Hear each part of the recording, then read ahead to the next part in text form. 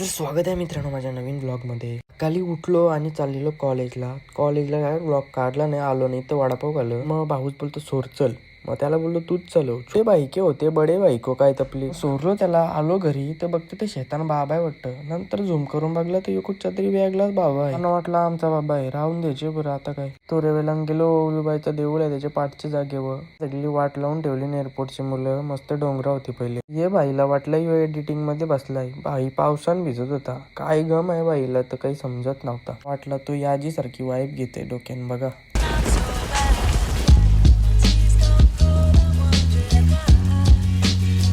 नंतर बाईला आणलेली. मनाने माहिती कोणची बाईला आहेत विचारू पण नका, कारण की मला माहितीच नाही.